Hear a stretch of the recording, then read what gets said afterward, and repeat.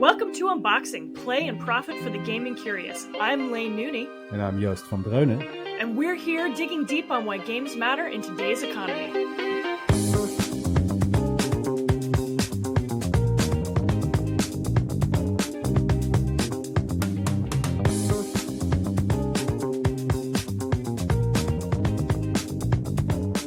On the docket today, Friday, July 25th. First up, do all games go to heaven?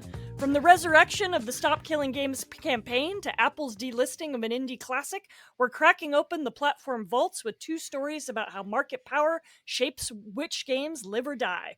Then, Laine scores a very special interview with Phil Salvador of the Video Game History Foundation about a newly digitized collection of industry trade magazines and why the business behind the games is just as important as the game themselves. Plus, we got thoughts about the WNBA salary negotiations. All that and more with your two very lively co-hosts. But first, we've got some catching up to do.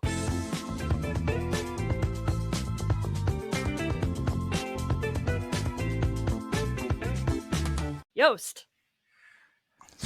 What's up? Are you okay? You're making this like jingle dance. I love this. Like as we wait for the jingle to imagine the jingle playing, Laine just can't help but just flail about.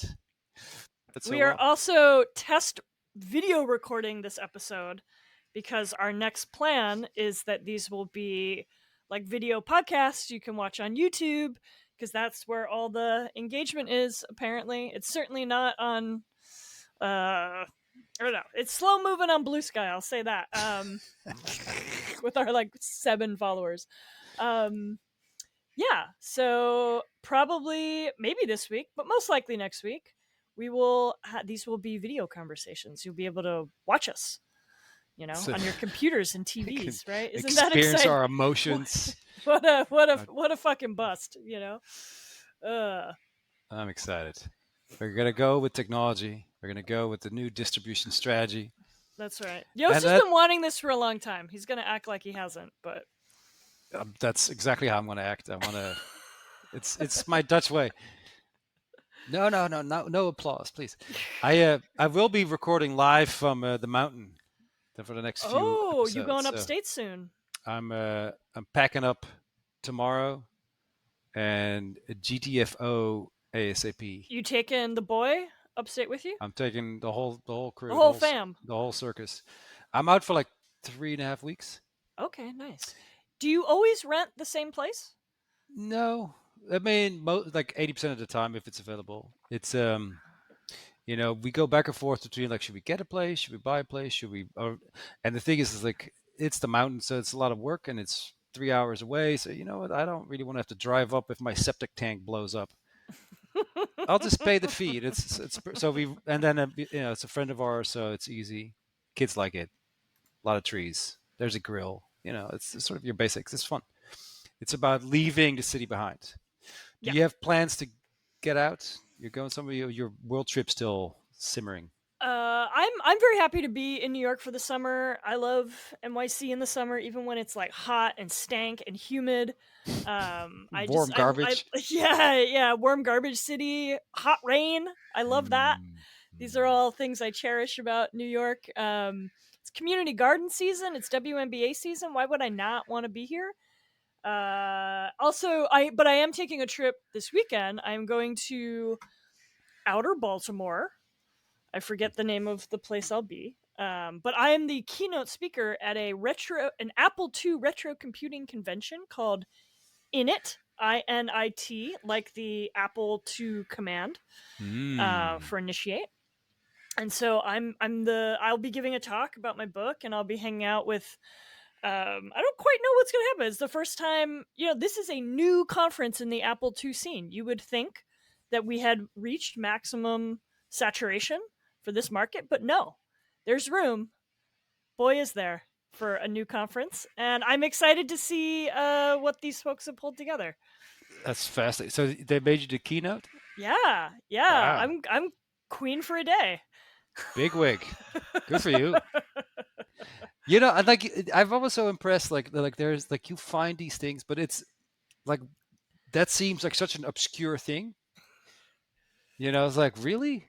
I'd never even owned one of those, but here is an entire conference dedicated to its To people who want to talk about them. I mean, there's probably going to be some Commodore 64 people, some Atari, some adjacent. Atari 800 series people there, who just want to learn more about the Apple II. But I think people will be bringing their apples, and there is a 6-line programming contest. Like What? they're going old school. Maybe I'll learn to Wow. solder finally.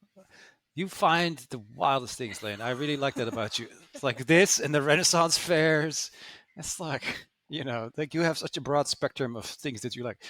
Um, It is being held at the System Source Computer Museum in Hunt Valley, Maryland. So I'm taking the train down Friday afternoon after therapy, and we're headed to Baltimore. you Toot leave it toot. all behind, and you're That's gonna right. give these people the best of you.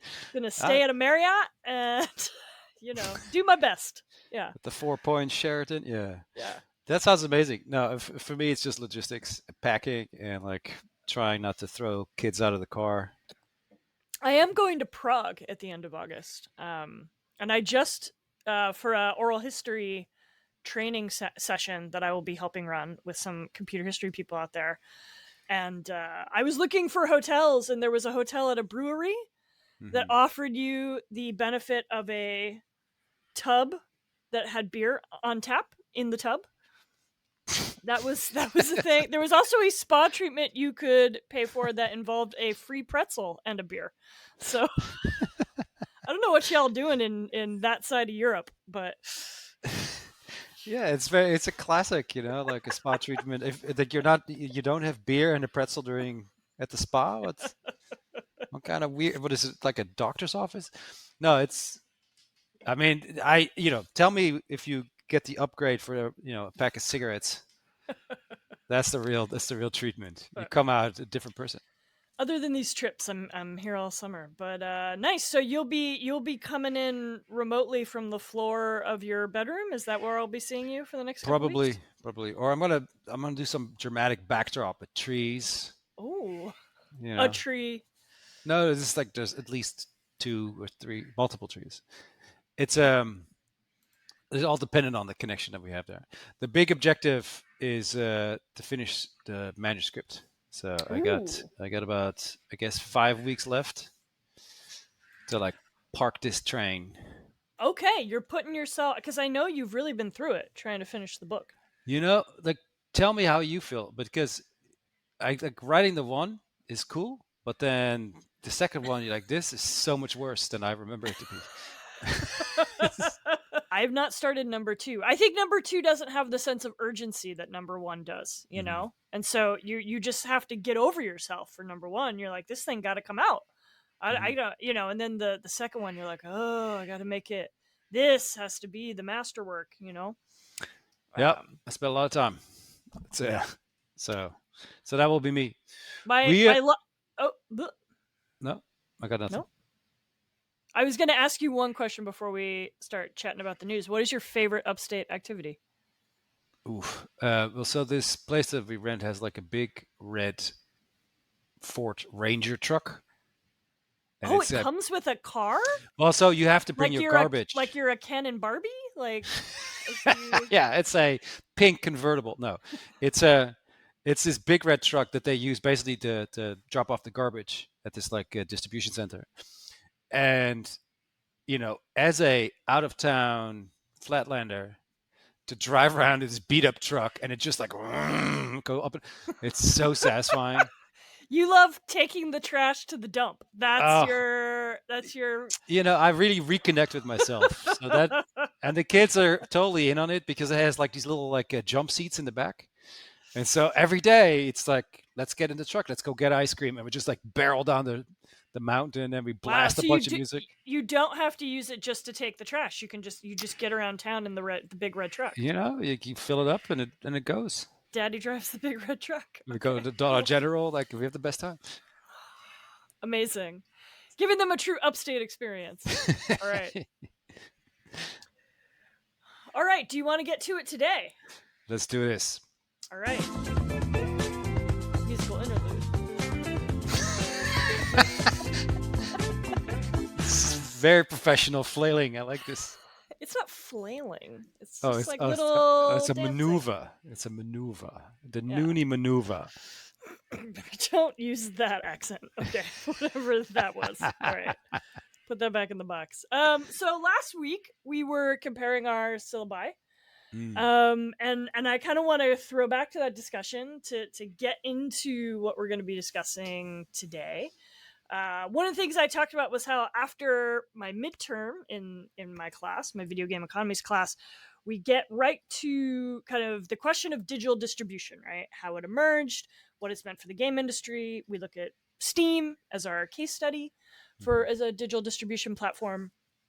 And one of the things when I teach that material, I always have the class read. I pull a chapter from Chris Anderson's 2006 book, The Long Tail. mm. Did you read this in the early aughts? No, Or it was made no. I mean, famous. I've read You the you article that I started mean it. you can condense the main point into like six bullets, but bitch didn't need to be a book. But right, he wrote an article for Wired in 2004. It really took off, and right, it's this kind of big picture economy of the future. I think we don't talk about it enough in terms of how much it shaped the logic of digital distribution. And Mhm, his Anderson's argument is basically that when shelf space disappears, right, when everything can be sold online, consumer choice explodes. Right, that you'll have niche markets inside of niche markets. It'll all be a win for diversity, creativity, access. That we'll have a world where, as his subtitle goes, the future of business is selling less of more, right? And mhm, the long tail, quite literally, is the image of the graph where you have this really long tail of small unit sales of very fringe stuff, but that's where you can make a lot of your revenue, right?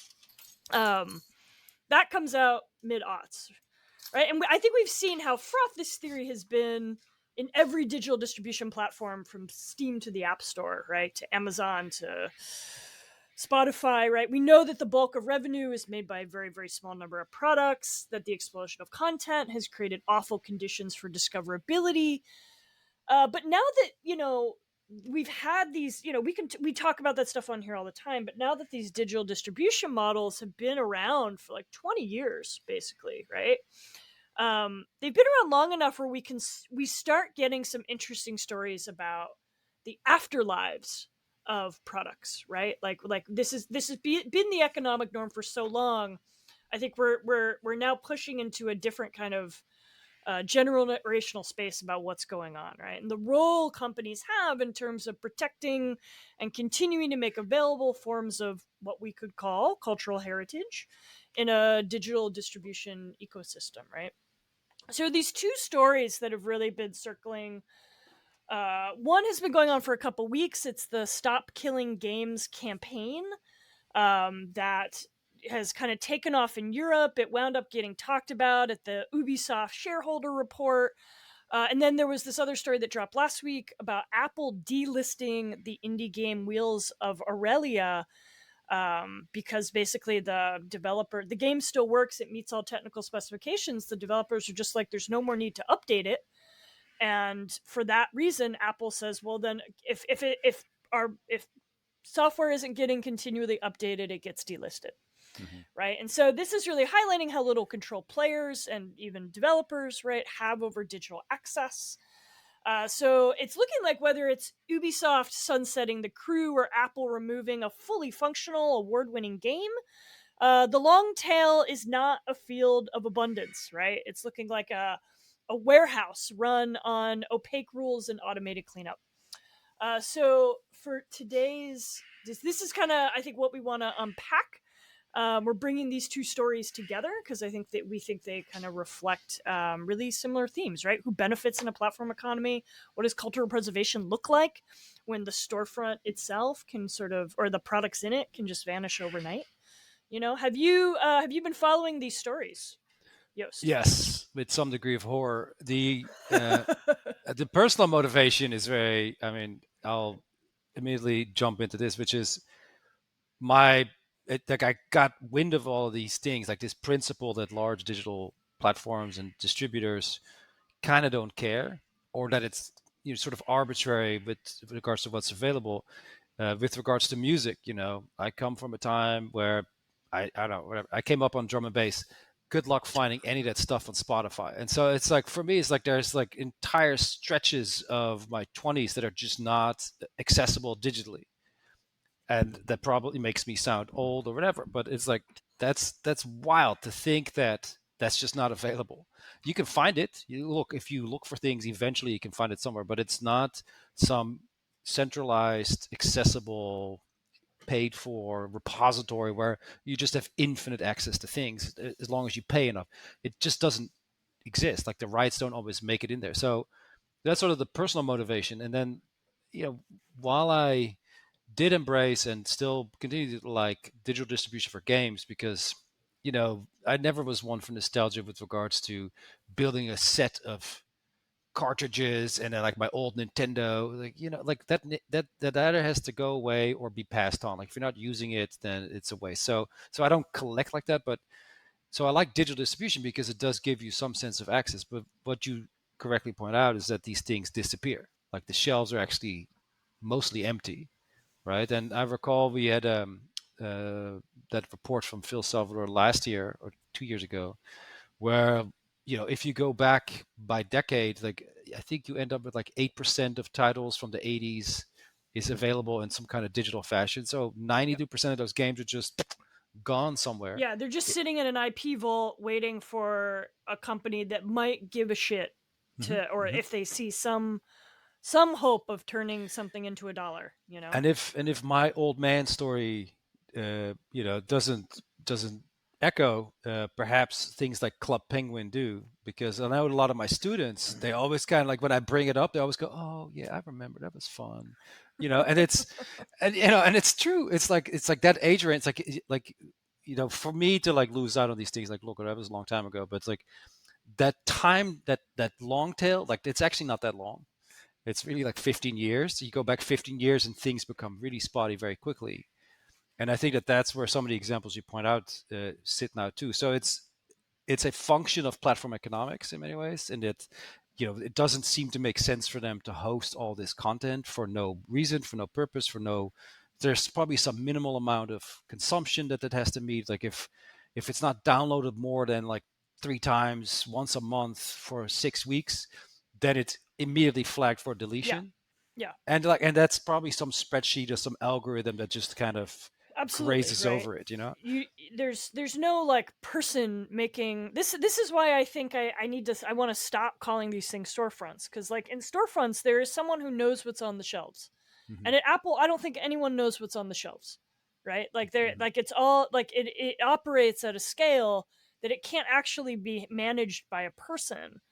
And so you have to apply these kind of inalienable rules, right? Hmm. Hmm. To all of the content, right? And I'm sympathetic with like not wanting bloatware in your system and not wanting a bunch of stuff eating up server space, but it seems like it couldn't be that hard to build a low threshold appeals process into something like this. Um, Yeah, I but agree. oh, sorry, go ahead. No, I mean, so it seems, if we're talking about tech companies, tech forward companies, technologically deterministic business logic saying, look at my magical box that's going to create so much value. Okay, this should be no problem whatsoever. On the other side of the long tail, what platforms tend to do is this sort of curation and hit making. They will push forward the kinds of content, video games and other whatever things that serve their interest, that Yeah. match the aesthetic, that creates a sort of cohesive experience for the end user. And so while they do it very actively and they have lots of people behind it and they spend a lot of time curating and going over and making these deals with, and this is where Ubisoft is, always, let's call them a culprit. But whenever there's something, a new digital store opens up, here's you know the Guillemot family sitting front row, like bonjour, like waving and just like piping all their Assassin's Creed into that storefront. They did it with Stadia. They do it all the time. So Yeah. which is that's part of their strategy. I appreciate that. But so you see how on the front they do this all the time. On the front, it's always sure, everybody come in, we're going to have a great time. On the back, they can't be bothered, right? I mean, And then I kind of want that's to a get weird in thing. this Ubisoft the stop killing games thing is.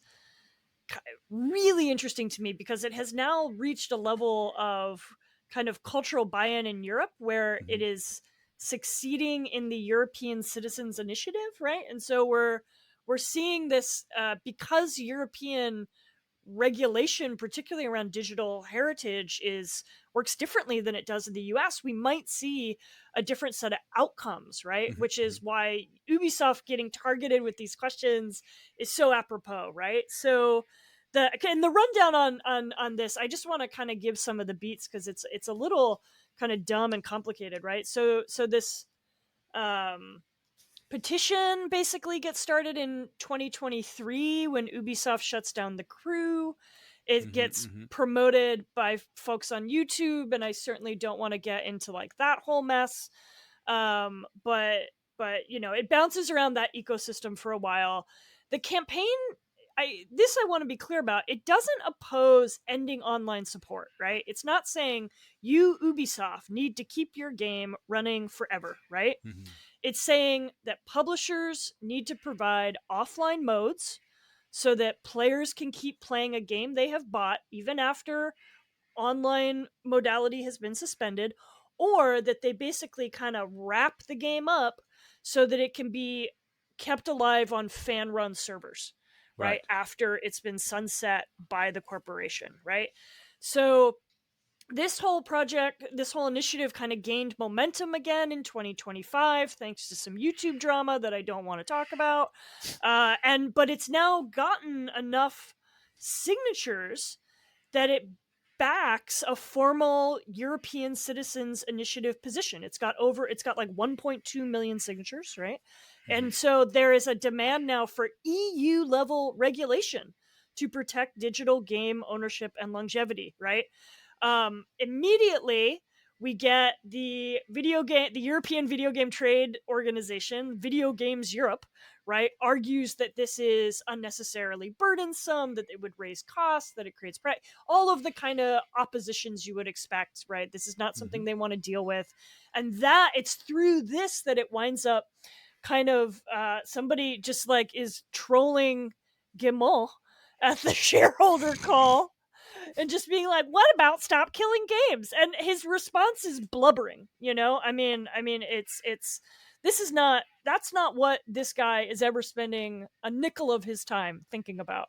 It's just like, oh, it's very difficult, and you know, like we're all trying to struggle with this, with what, a thing that's been a problem for a decade. You're still grinding on it, sir. Like how much? Making $300 million a year, whatever. So just like go to bed. I don't know.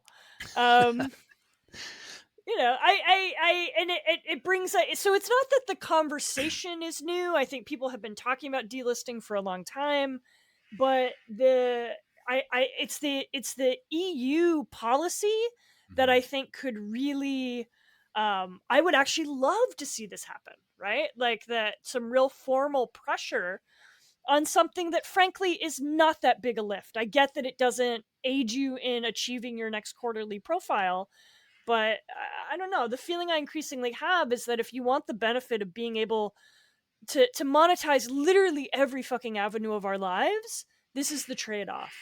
And accept the trade-off. Hmm. Yeah. I mean, I'm with you on this. Like, I know that it's, from a business perspective, it's probably immediately dismissed as economically irrational. Like, why? You know, but there is there is sort of a decision that you make as a games company somewhere along the lines, and this is something I've been wrestling with for the last 6 months. It's like, so often do games companies get grouped with like tech firms. They're like, that's Yeah. the logic, that's the business, that's what we're doing now, games as a service all day long. But you also want to have the benefit of being taken serious and relevant as a culture industry, what you bring to blah blah blah. When Ubisoft is financially in trouble, the French Yeah. government rolls out saying like, no, no, no, we can't have a bunch of Chinese companies buying this Yeah, because they're that's our culture. begging to be understood as a culture industry when they want government subsidies, when they want or tax breaks, when they or when they try to do, like when the Notre Dame burned down, like Ubisoft jumped in and it had this whole like 3D model. Like it's not just the taking; they also give, yeah, but they like to play that role of like we're relevant, we're important. This is part. This is bigger than just the games themselves, right? It's part of a culture or a shared history yes, or whatever. yeah, So it seems then odd that you do all those things, but not this one piece, which is just put some crappy server in the back of your office and just like I mean, there's probably somebody leeching and seeding this stuff on the internet, anyways. But like, just make that legal, or make it like do the least, like put one server in every main office and call it $50 a year, and then people yeah. will be happy. Yeah, or What's it the would, expense? it would not be that hard, or to build the product with the Hmm. understanding that there has to be a mousetrap at the end that can close it up when it's time for the thing to go offline. Hmm. You know, you spend all this time. I mean, I get it from their kind of cynical position. They spend all this time cultivating a user base, and if your user base sticks around with a game that isn't selling anything, then that's a lost future customer for you. But lots of your players are already doing that anyway, or they're Hmm. figuring out ways to make it happen. Um, yeah, I would. Are we? We seem pretty. Do you have greater insight into the kind of the European context of how the this kind of European what the fuck was it called? Citizens Initiative, like Hmm. how that plays a role here? You know, the French are very big on all their culture industries, and so I mean, I'm sure we mentioned this before, but so you go to the movie theaters to see like a blockbuster film, part of your ticket price goes towards the independent cinema branch in France. Like, that's how they subsidize. They take a piece of the big tickets and they give it to the small tickets.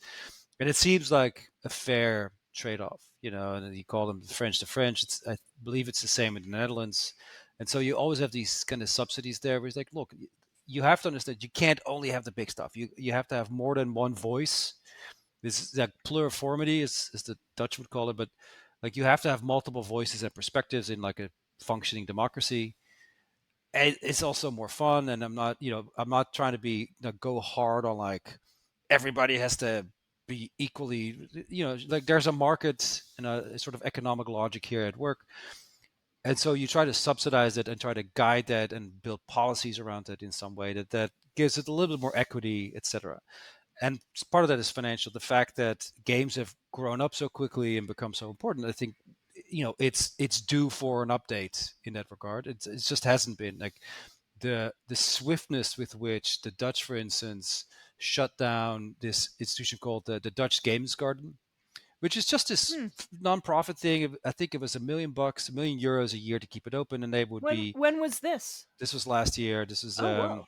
right Huh. before GDC this year, and it was basically a sort of outpost for Dutch developers as they go around the world. And like, oh, here's the Dutch Games Garden where you could network and kind of like find some other Dutch companies to talk to, whatever. And by showing up together, they have a bigger platform.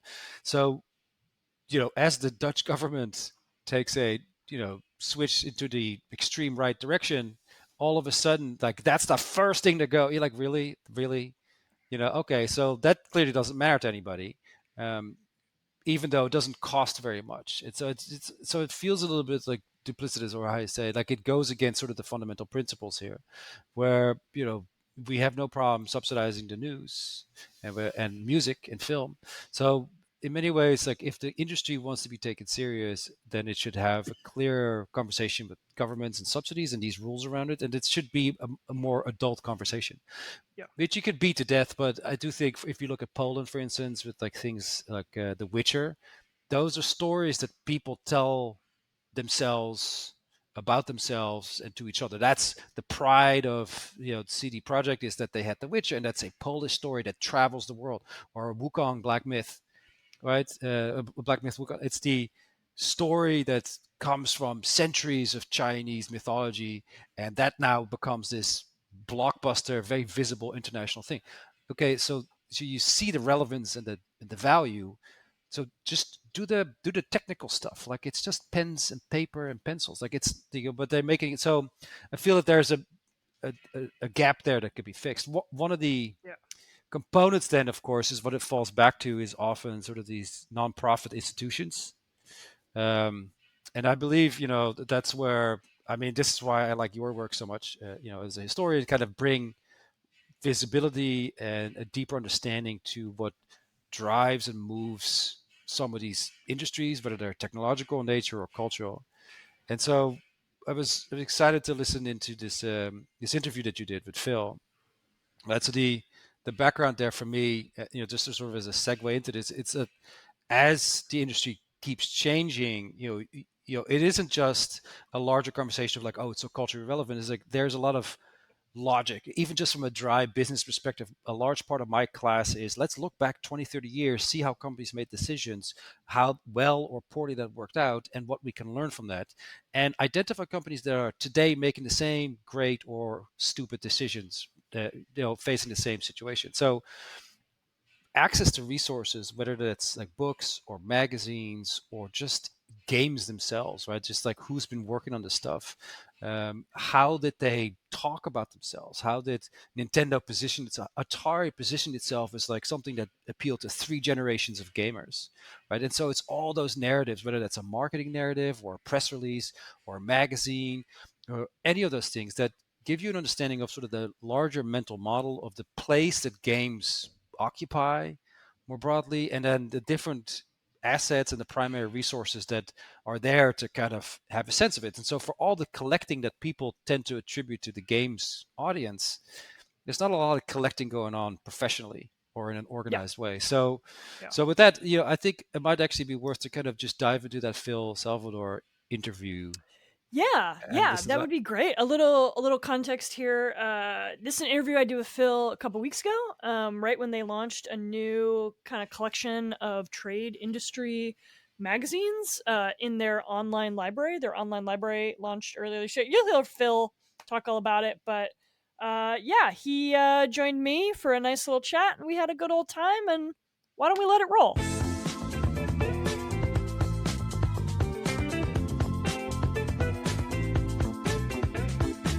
Welcome, Phil Salvador, Library Director of the Video Game History Foundation and a friend of unboxing. Phil, how you doing today? I'm doing well. Good to be back as, I think, the first two-time guest in the show's history. Yeah, okay, yeah, you are a man of many firsts, and that is another one. Phil, just for listeners who may not be familiar, can you give us your little rapid-fire blurb on the Video Game History Foundation and what you do there? Absolutely, yeah. So we're a nonprofit out in the Bay Area that we like to say we're trying to advance video game history, and that takes many forms. Part of that is through advocacy through the industry. A lot of the stuff you've talked about on Unboxing before involving copyright. We show up at video game events and put on exhibits talking about game history.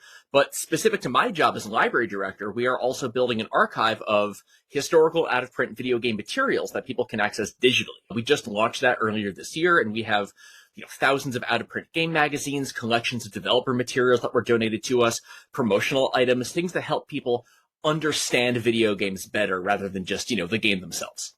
Amazing. And was it really just this year? I feel my mind is blown thinking about that. It feels it's been here forever. At the time we're recording it, it was about 6 months ago. And this has been a project we've been working on for ages, but it's only been open to the public for a while. But the response has been really fantastic, just seeing how it's helped people understand the history of games and the business of games better. It's been really exciting.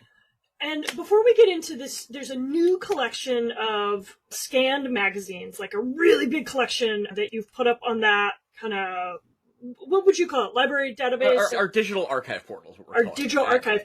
At archive.gamehistory.org. I'll plug that URL right now. Amazing. And can you tell us kind of what the difference is between something like that than the Internet Archive, or like what is that makes using this particular interface and tool so special? We put a lot of energy into curating and cataloging our collections, where, a lot of material that's in there specifically in video game magazines, you could get those in many places before. There are sites like retromags.com where people have just been kind of guerrilla style putting up scans of magazines. But the goal of this was we're trying to do everything, not just, above board in terms of like we're using fair use to provide legal access to this for research, but also making it full text searchable and investing in tools to make sure we're doing that as accurately as possible. Detailed cataloging, making sure the date on every single magazine is correct if one is provided at all. Making it so that if you really want to do like, hey, I'm trying to find information on, computer games between 1992 and 1994, magazines published in the UK that mention SimCity, you can drill down that specifically. We're not trying to be an archive of everything. We are trying to be a focused collection for video game history research. And we did some testing with people who do that kind of research, and they've responded very well to the kind of tools we built for them. Amazing stuff. Yeah, it's a really magical day when doing game history is not wading through like 3 different scans of the same Byte magazine, like uploaded on the internet. Yeah, I knew we were onto something when at a certain point internally, we started using it for our own research, like the tools we had built. And it's like, oh, this actually is going to make a difference. This is pretty good. Very cool. I'm excited to, this was not a resource that I had when I was writing my book on the Apple II, but I feel like it's going to be pretty game-changing as I turn toward my book on Sierra Online. And I think that will be especially true for this new collection of material you've just put out. I feel like all your headlines are like 40,000 pages of trade industry journals, right? And then fireworks noises go off. That is a lot. That's more pages than I could count. Phil, can you tell us about what this new collection of work is that you've added to your digital archive? Yes, so we added a collection of historical game industry trade magazines. We had some of those, but we really beefed up the collection this last month. And what I mean by trade magazines is it's not the kind of magazines that were sold to the public. It's not like a summary of products. It's not, hey, here's the new games, here's our reviews. It was publications for the internal game industry, which could mean magazines for developers in some cases, or it could be magazines for retailers in others, just helping people understand what was happening in game development, in the games business, how all that was aligning. And they talked about things in a very different way than you saw in the public. Those public magazines were in a lot of ways PR or sort of consumer guides. This is more like, coverage of like C-suite shakeups and like, well, here's best practices for marketing. So it really gives you the inside baseball of what was happening in video games. What's the time range for this collection? It varies a lot. Most of it, I would say, is late 90s to early 2000s. That was sort of a heyday for a magazine, for trade magazines, for reasons we can talk about. But we have things going back as early as like the early 90s or as late as maybe 2013, 2014-ish. So a wide range there, but specifically around the time of the like PlayStation 2 era transition, the dawn of the internet age, there was maybe unsurprisingly a lot of focus around trying to understand the future of the business during that period. Yeah. I was already looking at an issue of electronic gaming retail news that was about what are we going to do about the CD-ROM, Yeah, electronic gaming. Oh, this is pay dirt. Thank God. It's a great one because that magazine was 91, 92-ish was when it ran. Yes, and that was during the transition into like the 16-bit era of the Super Nintendo. And it's really interesting and a little funny to see them dealing with the same kind of questions we are now, where a lot of the focus is on like, hey, this new era of consoles is coming out. Sales are plummeting for the old ones. How are retailers going to make it through in the meantime? There's a very strong parallel between the concerns they had then and like what's happening now with like, oh, the Switch 2 and GTA 6 are going to save the industry. We just got to hold out for that, right? And so it's you can see a lot of the same parallels happening, a lot of the same questions being asked about like, how do we price our products during this lull period? Where do we think it's going to be in a year? It's really useful even if you're not, super invested in learning about, the Sega Genesis and just seeing how the industry has always gone through these sorts of cycles. Yeah, I mean, I think that is the value, historically speaking, of being able to look at periodicals and see kind of all the content that was considered. What do people think is news? What is giving people anxiety? What are the kind of aspirations, hopes, fears, whatever?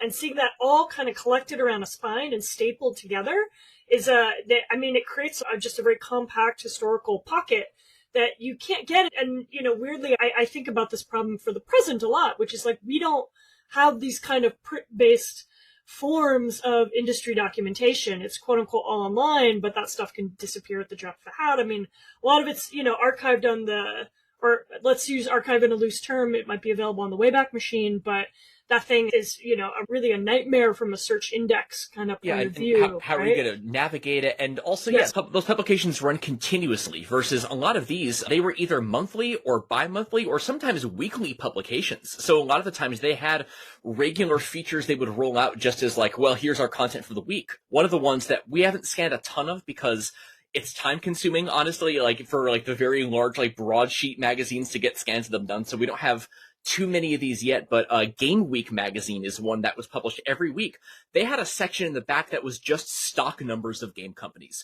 That is gold. That is incredible. Like when I was, been researching Maxis, the folks who made SimCity and The Sims, like that's gold to see like how their numbers were going up like week to week or month to month. It's really amazing. So the fact that they would have to say, all right, this month, the theme of this issue is how do you select which games your store buys? And they would do like a 5-page article about it. You don't get that as much when it is just the continuous, like, drink out of the hose information feed you get in the press nowadays. So yeah, that's a very good point. That mode of publishing led to different stories being written, and having that record, especially around that era, is incredibly valuable. Yeah, so some analogs here for things that listeners might otherwise be familiar with. There was a lot of these kinds of magazines in the arcade business because coin-op had such a long history that precedes video games, right? Jukeboxes are coin-op, pool machines are coin-op.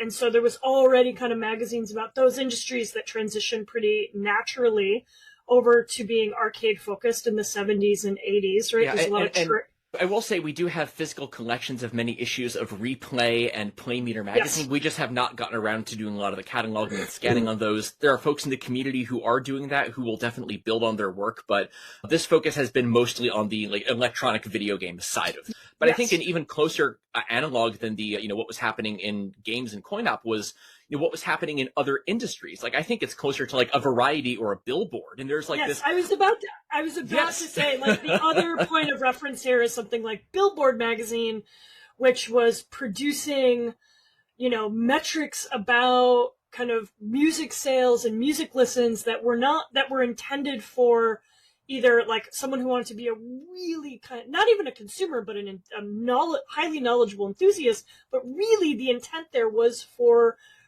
people in the business to know what was going on in the business, right? Exactly, yeah. And that was the same market here. A lot of these earlier ones, actually, their audience was retailers specifically because, like, that was where commerce for video games happened. There wasn't the game equivalent of, like, radio, right? Or like, live concerts. There were just games being sold. So a lot of their focus is on like, hey, retailers, here's a better understanding of how the business is working. Here's, how to make selections for games. Games Business, one of the magazines we have in there, which we're really proud of this. We have scanned the entire run of that magazine. It took us years to build that collection up. Scanning it was also a whole big process. We actually had to bring our collection down to Stanford. We worked with our friend N. Lady McDivitt down there because Stanford had a large format paper cutter, which we had to use to prepare these things to be scanned. But Games Business, instead of reviewing video games, they would rate them on sales potential, which is really interesting. So like they would, my favorite was they reviewed, what was it? I think it was like Marvel versus Street Fighter when it came out. They were like, it gets a B+. They're like, it's got good brand recognition. But they just had one of these come out, and then a month after this, they're going to put out Street Fighter Alpha 3, so the market's going to be a little saturated, and people might move to other titles despite the built-in recognition. It's like, that's how the industry thought about these titles. They were not just like, is Akuma in this one? Who's got the new super moves? It was like, where is it positioned in the broader marketplace? Which is just a different, especially because that was in the era when, like, you start getting a lot of, enthusiast press websites. That's when IGN is really on the rise. It's really great to get that perspective that I think now it's easier for consumers to access. I think we're much more aware of the inside baseball of like what happened with Concord than we were back then. So to have that written down, documented is really terrific. Yeah, and it makes possible a different kind of history. The history of these time periods has been kind of, I would say, kind of consumer focused, right? So reception studies, representational studies, kind of, some histories of development, stuff like that, but we forget this kind of really critical part of the supply chain, which is that warehousing to distribution to retailer. I mean, that is where the biggest chunk of kind of extraction out of the consumer is happening, right? In terms of, retail was 25% of the markup on a game, right? I mean, it was all of the people that you were paying to like put that thing on a shelf, keep the lights on, you know? So, Phil, Well, I wanted to add too, I think it's really interesting because you also do get insight into industry conversations that I think we were not even really aware were happening. The one that is fascinating to me, again in games business, gotta pronounce words correctly, again. They had an interview with Shigeru Miyamoto from Nintendo around the time the PS2 was coming out. And he said something like, yeah, Sony doesn't really give back to the gaming community. I don't think they're like good custodians of this industry. And I don't know what that means. Like, I don't know what the exact discussion they were having there was, but it's like, okay, there was clearly some other drama about industry support groups or like something else was happening there. It's like, this is the only outlet you have for getting into that conversation because that was not being covered in the consumer focus side of things. Yeah. And you would probably have to read quite widely over a number of years. I mean, there are all sorts of possibilities that a really filled in collection of these magazines opens up. We can start extracting this data and producing our own kind of graphs. We can get comparative with a lot of it and start saying, what is being reported in this magazine versus what's being reported in this magazine. Yeah. They're each going to have their own internal editorial cultures that affects the way that they cover material. Phil, I have a kind of more practical question for you, which is like, where did all of these magazines come from? They just fall from the sky? Building the collection very slowly over many years. So, I mean, the foundation of our collection was our founder, Frank Cifaldi, building this over time. But a lot of it was honestly going through the mastheads and emailing editors saying, hey, do you still have any of these? So, like, some of the issues we have of games business, for instance, have the name of like a gaming executive in the address label. Some of them are from like the president of Imagine Media. Like, it's just like whoever happened to have them. And you just slowly build this. We had every issue of Games Business except for one. And we got that because the game historian Leonard Herman out on the East Coast happened to have a copy, and he was like, yeah, sure, you can have it. Okay. Leonard Herman. God, Leonard Herman. I haven't thought about that name in a long time. Maybe one of the only, non-business people who was subscribed to Games Business, which is wild. But that's how you build this, is just like, every time you go into someone's closet, it's like, hey, what do you have? One of the magazines we digitized was E3 Show Daily, which was a daily magazine they ran at E3, which is actually kind of interesting from scanning it because you could tell it was stapled twice. The inner pages were stapled and then the outer pages were stapled on. And it's like, oh, the inner section is like all promo and evergreen material, and the outer section was breaking news. So they had like a core magazine all set, and then they would print the breaking news from the event every day and just kind of staple them in together. God. Could you imagine having that job of being like the daily E3 reporter? We got a comment from someone who was one of them. They were like, oh, it was terrible. We were just like holed up in a room all day working on this stuff. But those are ones where it's like people who just went to the event just kind of stockpiled them and kept them in a basement. Jason Finelli, who's a current game reporter, was like, yeah, I've got a bunch of show dailies. I didn't really know what to do with them. I keep thinking about throwing them away, and it's like, no, like send them to us. So just finding people who may have been in those circles and slowly building this over decades, I would say. Yeah, that's, also a great reminder for those of you who might be listening who are in kind of managerial, executive, or entrepreneurial positions who might have these kinds of materials from the 90s, the 2000s, any old decade, really. If you're subscribed to all the current Substacks and stuff, maybe print a PDF out and keep it in a folder. Print a PDF out. Please, everybody, print a PDF out. Yeah, I'm waiting for Substack to reinvent the magazine. Oh my God, it's gonna be the boutique upscale option. Yeah. So one of the things I'm kind of learning, I think, from listening to you is that the market for let's not even call it a market, but how you obtain these is different than how we obtain consumer magazines, right? I'm very accustomed to going to eBay when I'm trying to find, if I want a print or physical form of these kinds of materials, there's a pretty deep consumer market. But this sort of stuff, it seems like it's really dependent on the social ties and the relationships of trust you're able to build with specific people who have access to these materials. Absolutely, yeah. I mean, some of these, individual magazines we have seen single-digit copies of, and we own all of them now because, it's the kind of thing where you only had that if you were someone in the games business who is really invested in it. Talking with friends who are involved in rare book collecting, it's much more like that, where there's like a network you go to. I mean, rare book collecting, we can get, there's a whole thing where there's like people who just specialize in dealing rare books. That does not exist for like rare video game magazines. But it is the kind of thing where it's like, no, if you want to find these, you talk to people in the industry who maybe had things in their basement. Our founder, Frank, was just out in Chicago talking to a longtime video game industry person, just going through boxes of stuff in their basement and just finding like, okay, here's a CES guidebook. Let's do something with that. That's kind of how the stuff gets built. It's especially difficult because so much of this is disposable, and a lot of these folks have moved many times since then. This person in particular, who I was just talking about, has not moved since the 80s, so that really lucked out there. That's the best. But it's the same way you build collections of development materials or any of this is, that interpersonal working of like, hey, let's care for your material, let's do something meaningful with it. Well, and I was really struck in looking at the list of magazines that you have that a lot of these had really short runs. They run for 2 or 3 years and then they go out of business. I mean, there's a bigger and more an interesting conversation to be had about kind of the periodicals business and where different periodical conglomerates decide to invest and when they fold. And, that stuff is also telling you things about the market. But I imagine the short-lived nature of many of these publications probably contributes to the general challenge of being able to find them.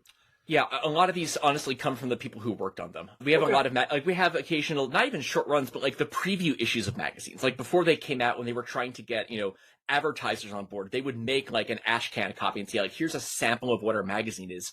Many of those we have came from the estate of a former editor at Imagine Media who just had all the preview issues of these magazines. So like that's the only reason we even have some of these. A lot of these, I think what you're saying about, like the periodicals business, as I alluded to earlier, a lot of this happened during that boom era of we're coming out of the PlayStation 1, we're going into the PlayStation 2. Games are invincible, they're a huge deal, and everyone was just trying to see what stuck. So we have weird things like PS Max, which was a children-only PlayStation magazine that ran for one issue. My favorite is we have multiple IGN magazines that were all done separately by different people licensing the IGN name. Like, oh, we can do a magazine out of this, like in the same 3-year span, all trying to separately do an IGN magazine. And so I think that's why you see a lot of these one-off trade publications as well. So, there are things like Games Week, which, in its various forms ran from 95 to 2002, I think. But you do have magazines that ran for a year or two and only got 1 or 2 issues in because it was like, hey, magazine business is still booming. Let's see if there's interest in this. Is this anything? And that was kind of the last era you could do that before internet publishing swallowed all that up. Yeah, my comparative point of reference is that what happens in early microcomputer publishing from the 70s to the 80s, that basically all of those magazines start as kind of like indie publications. Like they're just run by a person who wants to start a magazine, and then they slowly either get bought up or kind of pushed out of business because all the mainstream publishers come in and they're suddenly like, oh, there's a market for this. We're going to buy this magazine and run it, or we're going to create our own. And this is going to be seen now to our shareholders or whatever as proof of our investment and awareness in, the kind of the coming computer age. And, that whole cycle reinvents itself in the early 90s as we get the rise of the consumer ISP. And then it kind of doubles over again in the early 2000s, right? You see these things become really iterative over time.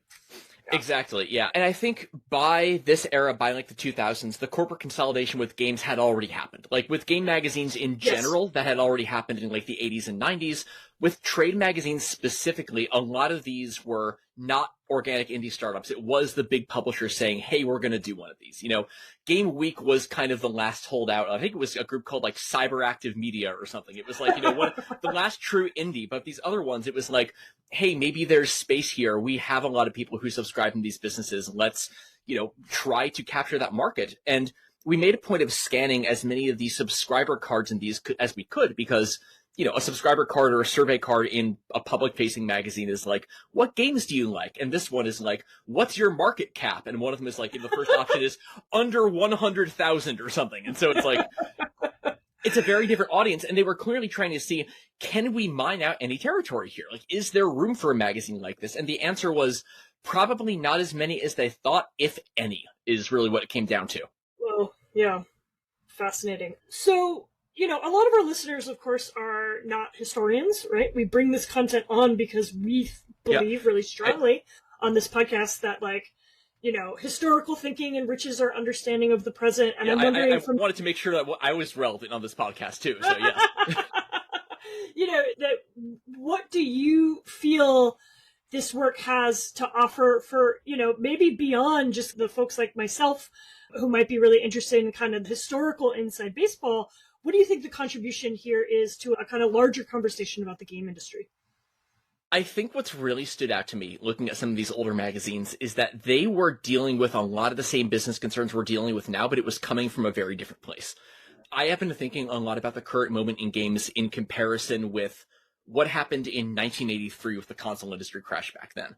And I was thinking about this not just in the context of these magazines, but in something that I think Yost has said in the past, where he mentioned something about how, you know, the boom-bust cycle of games is becoming less tied to hardware generations than it is to, like, distribution and how this happens. And that these magazines, as we mentioned, are very much like the retail distribution size where the focus is, where it's, you know, they are talking a lot about stores and physical product, but it's the same problems we're dealing with now. There are articles where it's like, there's too many good products. How do you get them noticed? There's articles where it's like, budgets are out of control. Because back then it was like, oh, instead of 8 people making games, 20 people are making games now, right? So, like, it's all the same question, but because there's been this shift in distribution, the way they're approaching it is different. That back then it was a question of, like, physical shelf space and distribution networks and sales and how do you build loyalty with retail, versus now it's the sort of the indie apocalypse type stuff right now where it's like, you know, discoverability, how do you get things noticed, and how the shift has moved from, hey, the industry needs to, like, structurally solve these problems with, like, distribution channels to, like, hey, it's on publishers and developers to solve this now.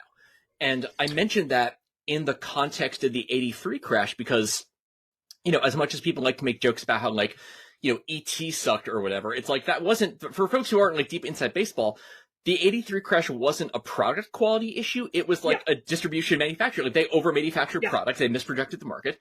Versus now it's a content issue where it's like, they are like, we have to produce games that live forever and spend $500 million on them. So that's how you get, in both those cases, games that are too big to fail. Back then, the solution was like, oh, we have to figure out proper distribution channels and scalability, versus now it's this constant race to keep up your daily active user count. Even though there's different root causes, it still ends up being the same problem where it's like, it is difficult for products to break through into the market. Budgets are scaling out of control. How do we address both these things at once?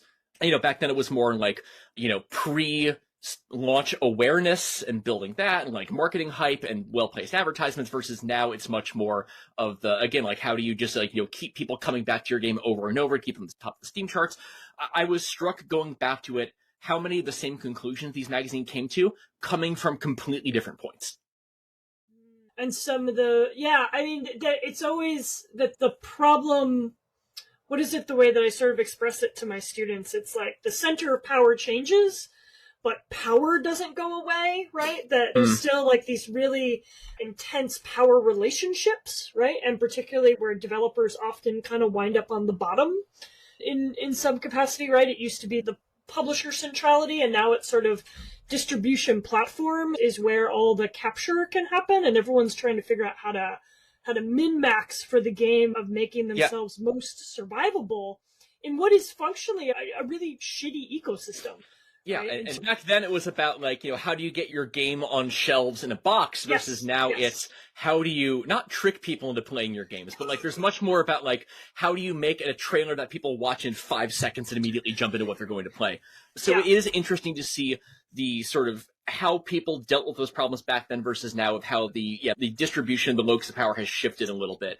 I don't know if there's much in terms of, like, practical lessons. Like, you're not going to read this and be like, oh man, I really got to work on my, like, point of purchase marketing. Like, that's not what you're going to get. But I think it is really instructive in the fact that these are not new problems. The industry has always been dealing with this. So these are problems of industries, right? And so I think when materials like this give us bigger views on the cyclical nature, or not even, I don't know if cycle is even the right word. I would be a bit hesitant about that, but the sort of the inherent tensions and repetitions that capitalism itself creates within markets, that we get a different kind of answer about what is the causing the problem, right? Yeah. And when we can actually, instead of just focusing on like this period of time or that period of time, really begin to do comparative work. And that is something we have not been able to do in game history or in kind of, I think, longer term analysis of the game industry, precisely because of the lack of materials, which, to bring this all full circle and to put a bow on it, the Video Game History Foundation is doing incredible work to help resolve. Thank you. And I guarantee, I did not look for this, but if you go back through these magazines, I can't off the top of my head think of like what the breakout titles were, but I guarantee there will be some articles about their back then equivalent of like, where's the next Balatro? Like, I guarantee you will find something like that. You'll be able to make those comparisons. So I hope, yeah, I think at a certain point, once you read enough of these, at the same time you're looking at current video game coverage, you just like you do the thing where you're looking like a magic eye and your eyes just unfocus and the things converge and you can see like the dolphin or whatever. Like that's at a certain point you kind of get that way with the game industry. And it's like, oh, this is all the same thing. Like this is all repeated again, not a cycle, but patterns and congruities and poetry and how things rhyme and all that. And I hope if there are people who aren't necessarily historians, who aren't really invested in learning about like, the marketing campaign for Final Fantasy VIII or whatever, I hope going back to these magazines gives you some specific insight into what those patterns are and how the industry's looked at it in the past versus now. Amazing. And Phil, just to remind our listeners, if they want to check out these magazines now, where do they go? Archive.gamehistory.org. You can find them in the magazine library section, or you can use the subject tag. I think it's Game Industry Trade Magazines, because we put a premium on making sure our stuff is very well cataloged. Amazing, Phil. Thank you so much for your time. Thanks for being a friend to unboxing, and I'm sure we'll be talking to you again soon. Absolutely. Have me back whenever. Thanks, Phil. That was a good chat. Yost, it's always fun having Phil on. Phil's great. He sounds really nice. Have you not met him? I've not met Phil. Oh, we gotta I've get only you heard the legends. Meeting Phil next GDC. Speaking of GDC, applications for panels, workshops, and whatnot are due early August. So, yeah, if you get them in there, listeners, if you're thinking about it. Are you reapplying, by the way? Yes, we are reapplying with our What's New in Game History 2026. So this will be our we did it the past 2 years, we're hoping to make this kind of an evergreen format. We're mixing some stuff up a little to keep it fresh and tweak and tune, but the general premise where we show up and try to give just sort of a state of the union, lay of the land about what's going on in game history across academic publishing institutions, community initiatives is it's really well attended. People love it. Our reviews, we are actually listed on the website as like one of the top highest scored panels. Well, there you go. They're like, you want to see what a great panel looks like? Look at this one. That's fantastic. Good for you. Yeah, I mean, I'd imagine historians who have are great storytellers, right? So it's like Some if you of them, put a bunch of them, and then you're also politically engaged. Like you have like an agenda. You're like, look, this good, that bad, whatever. Like in your case, very clearly, Phil is a little softer on the edges. I think he's so grateful always when he receives like collections, and it's just like it's such a that feels like so quaint and like friendly. He's a tremendous hype man for history. Like he he just knows how to go. A point about kind of the benefit of the kind of not for profit kind of institutional role here, right? Is that like you can counterpoint, all of this tremendous hard hands-on work that it takes to do the kind of stuff that they're doing at the Video Game History Foundation versus, to connect this to the story we opened with, one of the things Ubisoft tried to argue to raise as a counterpoint to the expectation that they should have to make any kind of accommodation for the continual longevity of a game was that they literally cited, they're like, well, Embracer has an archive. And that's there, so preservation's taken care of. And I was like, Embracer's private internal archive that no person will ever see. Like, what the fuck are you talking about? Like, just like the level of brain worms is really wild. um and it's like, you just really should know better. Like, I don't know, what Mhm. are you reading? Where is your news coming from? Like, what do you know about this industry? Like, do you think a thought? Like, I just don't understand this kind of like, Go you off, know, Laine. you're gonna cite like a thing that like no one can access, and that is gonna be over curated by the company itself. And it's like, do I think Embracer is gonna be around in 20 years? No, I don't. So like, then what happens to the archive, right? And just this kind of, yeah, that kind of abdication where it's not taking care of preservation if literally, like, it's not open, right? If people can't ask questions about what's going on in there, then you aren't meeting the mandate for the preservation of cultural heritage. Mhm. Get back in line. Get back in line. Yeah, I mean, look again. Like, if you want to be part of the big culture with a big C, then like do the work. There should be a selfless pride in that, and as it is everywhere else. Like, at least like that's how you're sold to it a lot of times too, right? And so I think that that is part of carrying it forward. And you know, so often do we like to tell the story about how games are this new medium. And it's like, okay, but there's libraries, and they have been carrying forward stories about people for centuries. So if you're going to be doing that, then do it right and do it appropriately, and don't just do Yeah. it for like PR reasons or like monetary gain. What I like about hearing stories like Phil tells them is how uh, sometimes it seems, as an outsider, it can seem so. I say like, oh, here's some friendly fellow who likes to collect things, and it's kind of cute. Look, it's like, oh, here's a guy with a button collection. This is his favorite button here, and it's like, it's almost like a Pokemon collection. But there's a lot of practical applications, and that part kind of gets lost, at least on Yeah. me sometimes. Like, while I get it in some ways, right?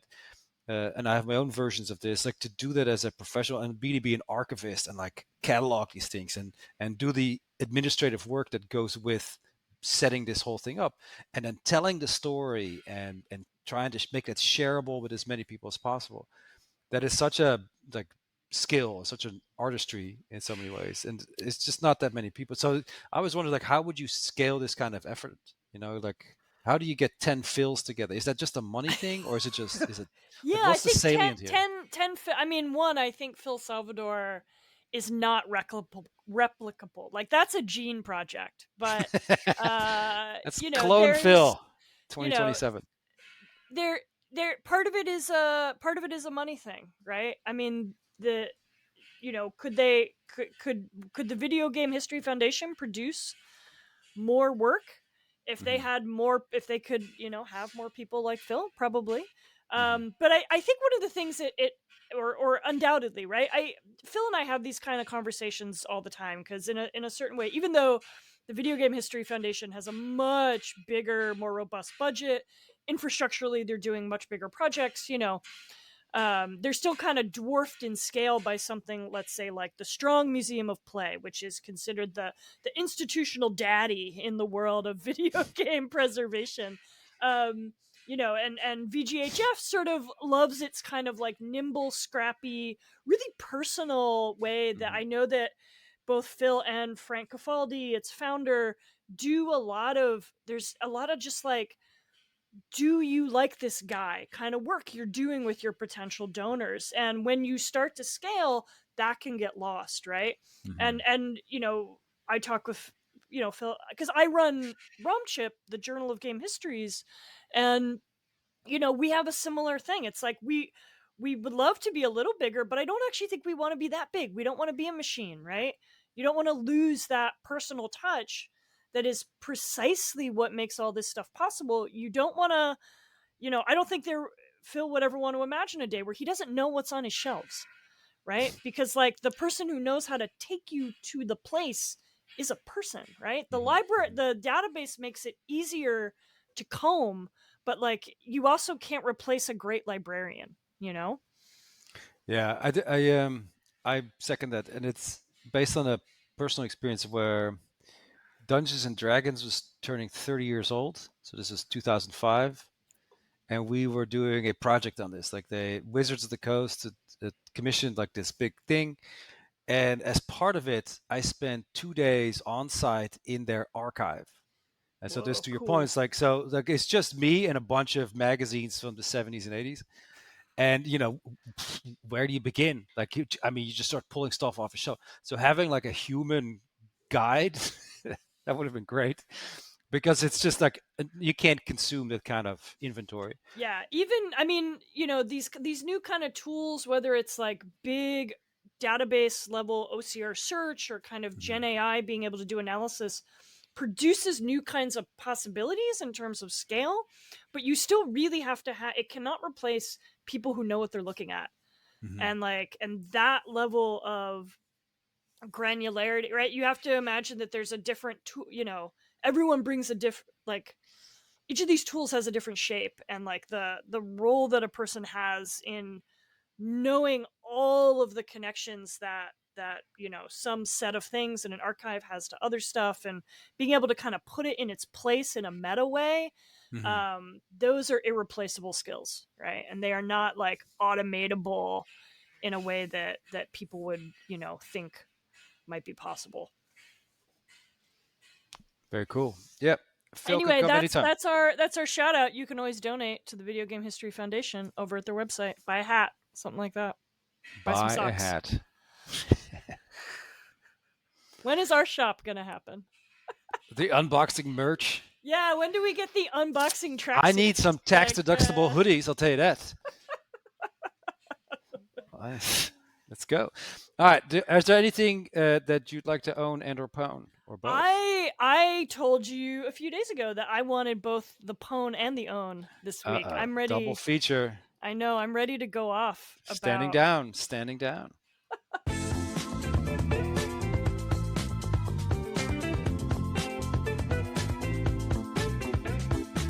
So my own for the week Whew.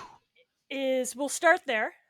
Is the great social media presence of the WNBA Players Union that they made at All Star Weekend this weekend. So, did you watch any of the All Star game, or did any of this come across your social media feeds? I saw some T-shirts come Yeah. through. So on the Saturday night game, where all of the players who were kind of chosen through a calculation between fan votes and media votes and player votes, they rolled out onto the court, and they took off their warm-ups, and underneath everyone was wearing a shirt that said "Pay us what you owe us," right? And it was the cameras couldn't get off of them, right? And so you've got every star in the WNBA unified, right, sending this message out. Asia Wilson, Nafisa Collier, Caitlin Clark, Paige Buckers, right? And there was lots of nods to this, during the as Nafisa Collier was getting the MVP award from the WNBA commissioner, Brittany Sykes was in the background holding a sign that just said "Pay the players." She was just trying to like camera bomb the entire footage. So the CBA is coming up for negotiation, or is in active negotiation right now, and basically they have to come to a resolution before the end of the season, or else they're going to go into a lockout, right? And it was just, I don't know. I mean, yeah, this is an own because it's great to see them all working in unison. They are deliriously underpaid, and it's exciting to see them rep for themselves. And I think my pwn for the week is connected to this. And so my pwn for the week is every man in the comments, and it's only ever a man, who says, "But the WNBA is losing money. How they should be grateful for everything they make. They should be grateful they get to play basketball, and that they're paid anything at all, and that we don't just make them juggle for free." Right? So I just need Jesus, you spent too much time in the comments. I mean, the WNBA Reddit has been fucking ruined by these people. Like, you cannot, it is a toxic nuclear zone for these individuals, right? Of Between like course, of course. Caitlin Clark weird fanboys and like people who don't think women should have pay equity, it's really a disaster. Everyone has like defected into their team specific subreddits. um but so like here's the deal, and I've been doing so much research on this because I had a guy in my life who tried to kind of throw these arguments back at me. And you know, first of all, the NBA, like if this is the argument you're making, I need you to just kind of for a minute just like take your mouth off the boot and like use your brain, right? The NBA does not have open finances. We have no idea what, like if the WNBA is losing $50 million a year, which is a new high on a league that has now almost doubled in revenue the past few years, then that is an accounting decision by the NBA. Like, could you imagine that there might be a reason the NBA would like to lose money on a subsidiary investment? Like, maybe that would be good for writing off losses. Maybe that helps them get subsidies and other kinds of like government discounts when brokering with like local and regional governments.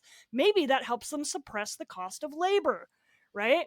That this appeal that they're quote unquote losing money when they're striking the highest media rights licensing that has ever happened, and that they're selling new franchises for like $200 million. The math ain't mathing, right? That this is an accounting decision. And if they wanted to balance the books, I think they almost certainly could, right? And the other part of this is that the WNBA is not asking to be paid what the NBA is paid, right? It's just like, oh, there's so many bad faith arguments here. Most of the major professional leagues, the NFL, the NHL, the NBA, all make about 50% of the revenue. The players make 50% of the revenue. In women's basketball, women take home, all of the players together take 9%, right? Mm-hmm. It's like 9.8. It's less than 10, right? That is a lower percentage for professional athletes have made in professional basketball at any time in basketball's entire history. Like when the NBA started and they were not making anywhere close to what the WNBA is right now, the men were making a bigger percentage of the revenue than the women are, right? Like the pay equity here is so disastrous, right? The women are the product. They know this, right? They are the growth. They know this, right? And they have every right to demand a fair share of that equity, and that this tired ass ignorant line that the WNBA isn't profitable. The NBA was not profitable for the first 25 years, and for 40 years there were many teams that couldn't. It was not persistently profitable across all of its teams. So take your sexism and sit down. Stay out of the comments. That's what I'm asking. Very clear. Very clear. I will be sure to buy an extra hot dog at my next visit. I mean, my clothes. I mean, these American sports make no sense to me, but I do understand. So currently, what's going on is like women's soccer, the World Cup, sorry, European Cup, and it's fascinating to see how the world responds to them. And like how it's every bit as challenging and difficult and like torturous for them to get to that level, and then sort of dismissive behavior that can kind of like it's always like a third segment in kind of thing.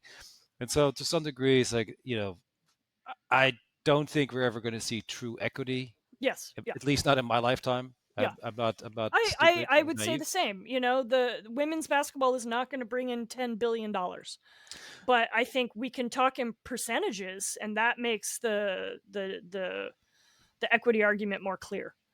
What I like about the topic is that it is sort of we discussed this before, but it's like it's play writ large. Like it's a broader understanding. Like it's not just video games, right? It's just like video games are just sort of like a technologically manifested version of it. But play always tells you a little bit about the tensions and the practices and beliefs of a society or whatever cultural moment. And so the fact that this, like, in so many ways, like, yeah, you could talk a lot about like how the economics of like soccer or basketball or baseball or football have impacted it over time. And the fact that there now are these things like women's leagues, they're really fascinating because it kind of changes the narrative and it changes how we look at them. and it's sort of an innovative way to look at the sports, because it isn't just the Yankees always winning because they are just richer than everybody else, or whatever the version of your team in sport is. It sort of resets the table a little bit for the different teams, and how proud we can be of, like, well, maybe the men didn't win, but the women are kicking ass over here. And so it's like, it just expands the experience. And to just as a fan of any kind of sport, to preemptively dismiss that, I think that's like you're not getting the sport at all. But so that's my take. I appreciate that. I will be sure to buy an extra hot dog. I told you, You or be sure more to beer. correct the men in your life who try to use this talking point. This is the job of all men. I will engage them, and I will let you know how that goes. Directly on the streets. I want to see it. What did you mean with I had a friend in my life who had held this opinion? What did you say? Oh, I just it was he was trying to work me up. Like, he knew he was doing it on purpose. Hmm. It was a buddy of mine from church, who's like a real sport. He's like watching fucking golf, like during the homily, like on his phone. Like he's Oh, maybe not during the golf. homily, but he was trying to get me worked up, and he was the first person and who had kind of thrown these, but like, the WA doesn't make money, and why should we pay? No one cares about anybody but Caitlin Clark. And I was like, I know you're pretending, but this is very annoying, and I'm not gonna put that in air quotes. Like, this is just legitimately obnoxious behavior. And that was when I was like, okay, what are the economics of the WNBA? They can't even bargain for their own media rights, right? That's crazy. They're bundled up with the NBA, and so therefore they're undervalued. The value of the WNBA media rights is less than the value of the women's soccer media rights, right? Like, it just doesn't. I mean, maybe soccer. I don't know if that's. Wait. I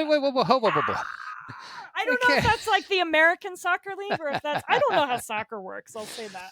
It I'm like, is does a it? religious experience, first of all, That's how and I feel in the Barclays I'm Center. no, of course, and this is probably why it runs so deep for you. But the way that you phrased it, it seemed like because I of was like, man's outrageous! Like, said comments, you had 86 him right out the door. It's like, that used to be my friend, and now he's now just I'm done with a him. Well, stranger I now used to I'm. know. The next time he wants to try that shit with me, I am prepared. My guns are full. I will leave no crumbs. You're gonna tattletale him to the local priestess. That's fantastic. All right, Yost. Anything else? I'm out of material. I All gotta go right. packing. Me too. Go get to packing. Enjoy. I can't wait to see you with a little more sunshine on your face, some leaves in your beard. This is back. Yeah. I'll look forward to it next week, man. Good night See you next week. and good game.